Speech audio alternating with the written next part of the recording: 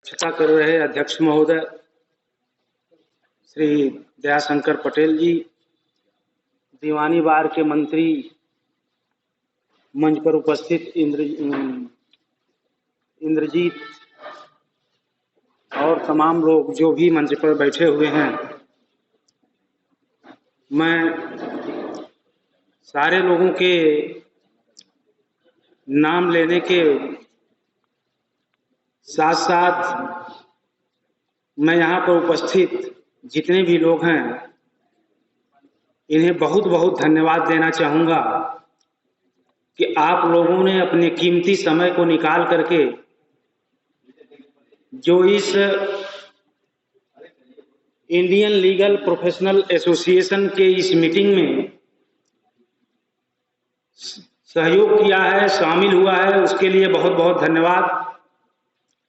साथ ही मैं कलेक्ट्री बार को भी धन्यवाद देना चाहूँगा कि उन्होंने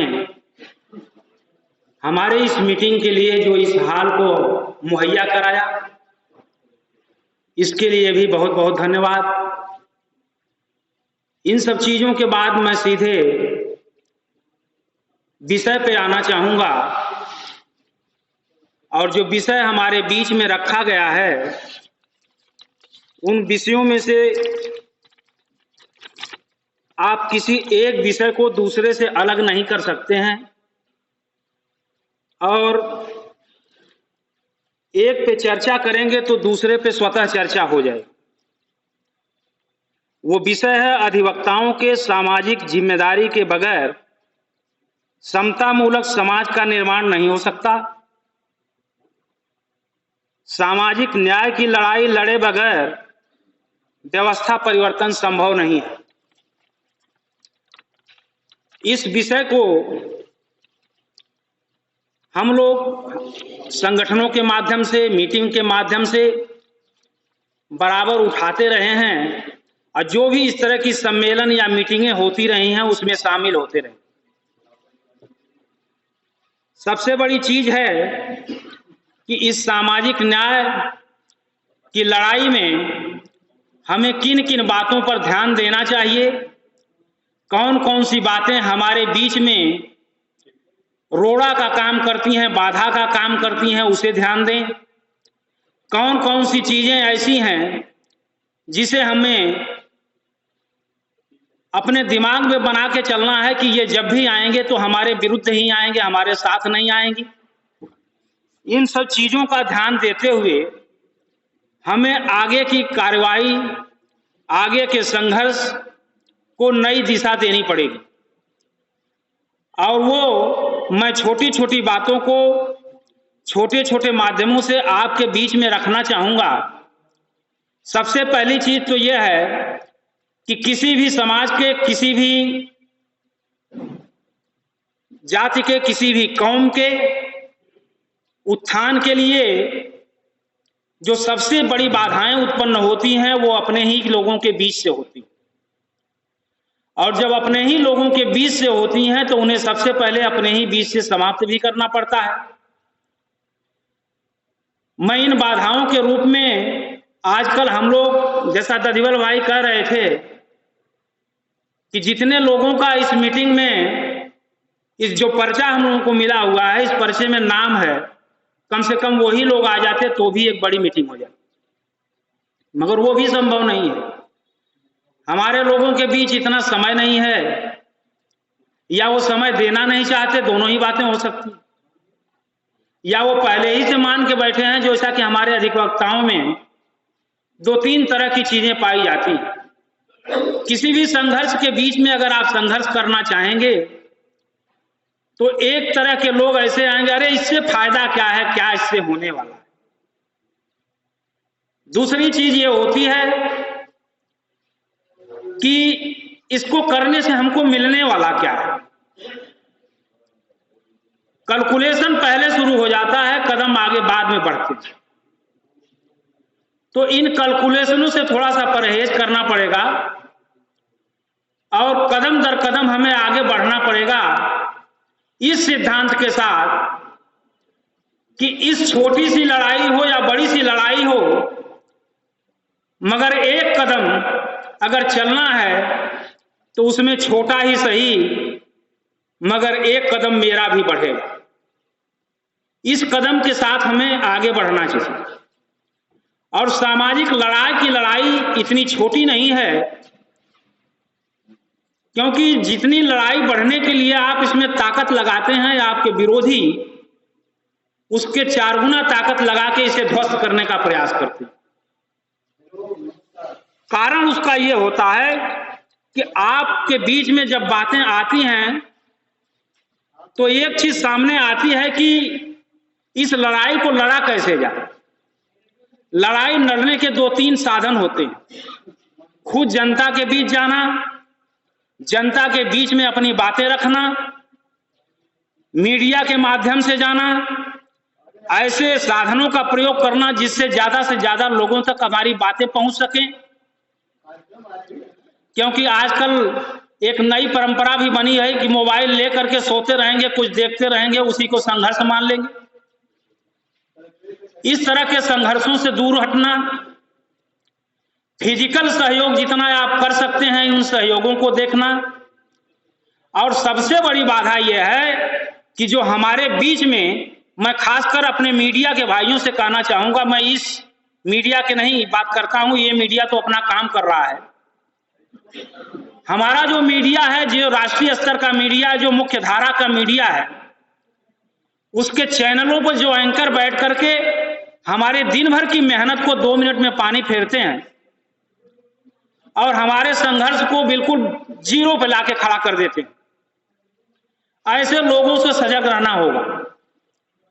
कारण यह है कि वो मीडिया जिसकी हम रोज टीवी पर देखते हैं सवेरे शाम को 5 बजे से 10 बजे 11 बजे तक, ये मीडिया हमारी मीडिया नहीं है। ये मीडिया, इन मीडिया के चैनलों को अगर आज आपकी दृष्टि में कहें आप इसकी व्याख्या करें तो इसकी व्याख्या के रूप में आपकी समझ में आएगा तो इन्हें बौद्धिक आतंकवादी कहा जाए तो कोई अतिशयोक्ति नहीं।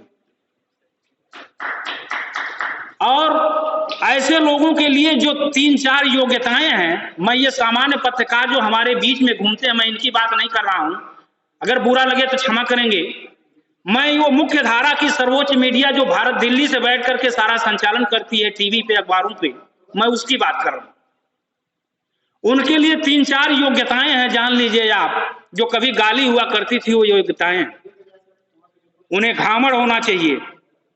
घामड़ को जो देहातों में कहते हैं बहया होना चाहिए। वो एक शब्द है घामड़, जिसको सम्मान के तहत कहा जा रहा है। अगर गांव में जाएंगे तो लोग इसी को कहते हैं कि बहुत बहया है। और दूसरी चीज यह है कि अनपढ़ भी होना चाहिए, पढ़े लिखे से कोई जरूरत नहीं।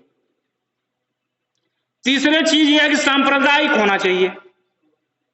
ये सारी क्वालिफिकेशन किसी समय में हमारे सभ्य समाज की गालियां हुआ करती थी। आज हम जिन चीजों को बड़े खूबसूरती के साथ, जिन बातों पे हमें शर्म आनी चाहिए, जिन्हें हमें शर्मिंदा होना चाहिए, इन बातों पर बहुत से लोग, इस देश के करोड़ों लोग गर्व के साथ जी रहे हैं। और वो शर्मिंदगी की बातें क्या हैं?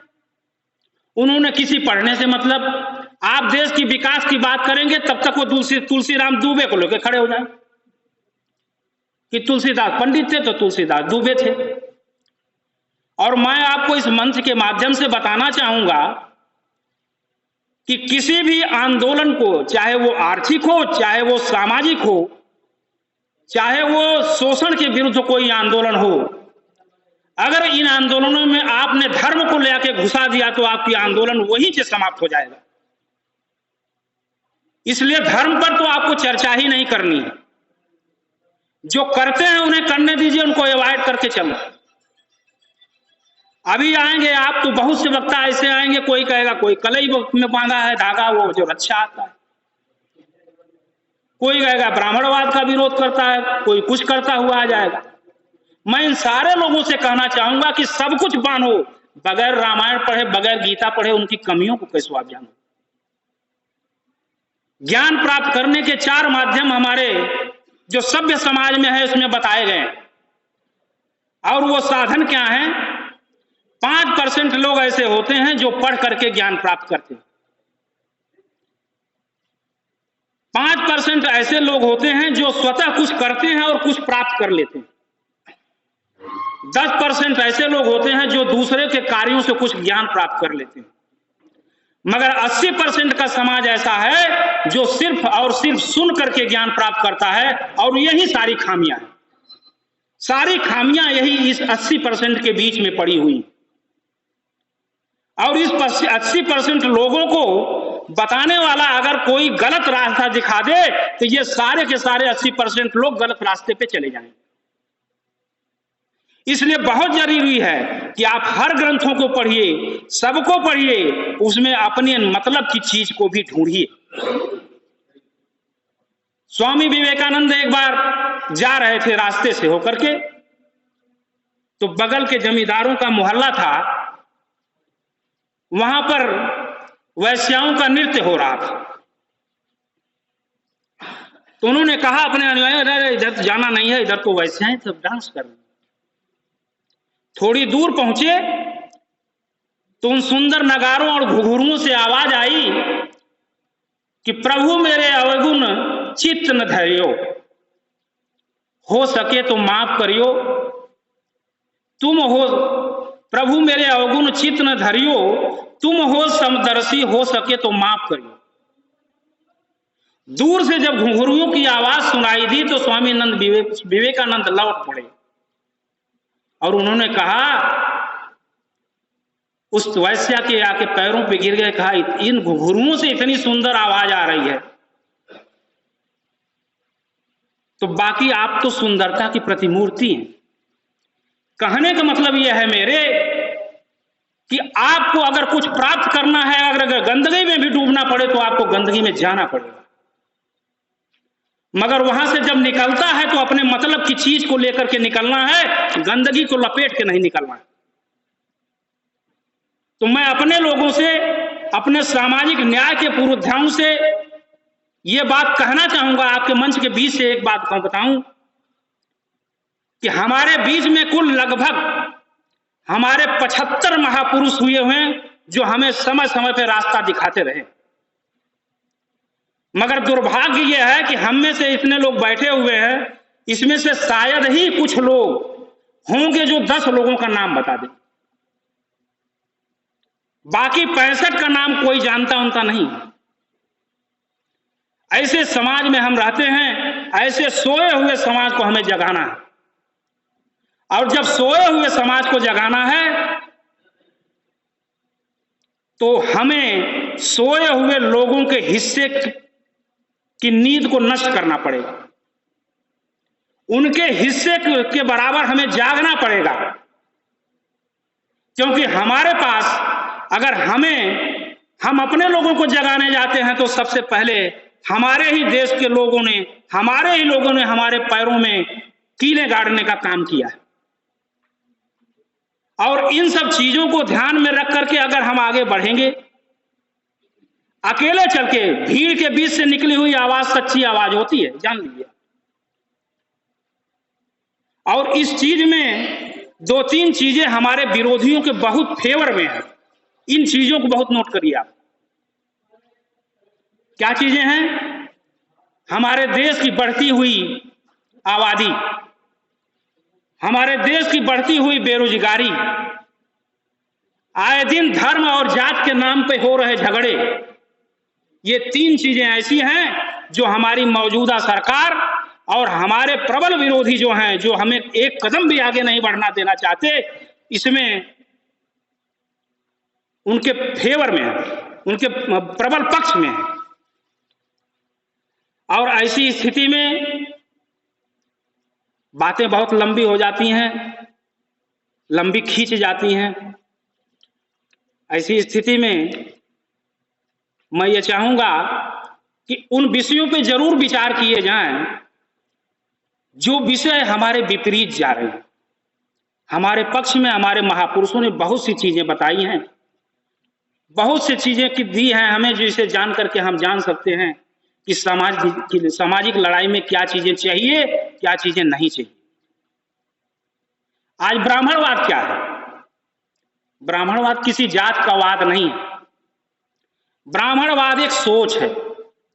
वो सोच क्या है कि अगर आपके बीच में समता और समानता की भावना नहीं है और इन सिद्धांतों पे आप काम कर रहे हैं तो वही ब्राह्मणवाद। इसलिए इसके अतिरिक्त आप दलितों में भी ब्राह्मणवाद है, पिछड़ों में भी ब्राह्मणवाद है, माइनॉरिटी में भी ब्राह्मणवाद है। बहुत जगह ऐसे हैं जो लोग सोचते हैं कि मैं आगे बढ़ गया हूं, पीछे वाले आगे ना आने पाए। हमारी आपकी मीटिंगें होती हैं, अच्छे अच्छे वक्ता इसमें बैठे रहते हैं, सारे लोग रहते हैं, उसी में 2 लोग ऐसे होते हैं, यार ये आगे ना आ जाए वरना मेरा पत्ता कट जाएगा। ये भी समझ एक चीज आती है, ये भी ब्राह्मणवाद है। तो पहले ब्राह्मणवाद की चीज को जानिए। ब्राह्मण किसी जात के विरोध का वाद नहीं है। ब्राह्मणवाद है हमारे समाज में गैर बराबरी की भावना, और इस गैर बराबरी की भावना को समाप्त करना हमारे इस सामाजिक न्याय का सबसे पहला उद्देश्य और यही संभवतः अंतिम उद्देश्य भी है। जिस दिन ये समाप्त हो जाएगा उस दिन सामाजिक न्याय, ये सारी चीजें सारे लोग स्वतः अपने आप आगे आकर के स्वागत करेंगे। इसी के साथ मैं अपनी बात समाप्त करना चाहूंगा। जय हिंद, जय भारत।